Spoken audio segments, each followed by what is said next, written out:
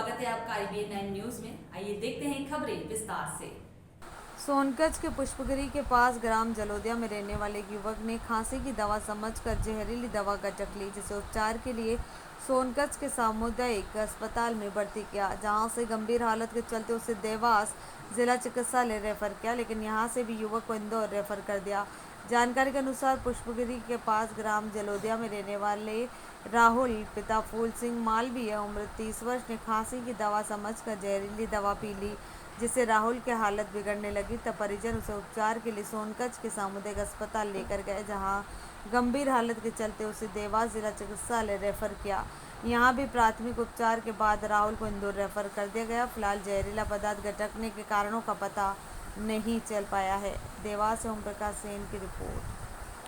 ये भैया को लाए हैं, इनका क्या नाम है? राहुल। क्या काय के लिए इन्होंने पाइजन खाया? अरे वो खांसी की दवाई रखी थी, खांसी की दवाई का भरोसा पी ली थी। काय के लिए कुछ विवाद था? नहीं खाई विवाद। फिर काय के लिए खाई? अरे वो खांसी की दवाई रखी थी, खांसी की दवाई का भरोसा डिटोल की दवाई पी ली। अच्छा, घर में कुछ विवाद था क्या? नहीं।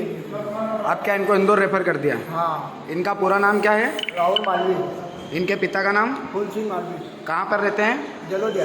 आपका पूरा नाम? रोहित मालवी। आप क्या लगते हैं इनके? भाई। इनके भैया की शादी हो गई है? हाँ हो गई।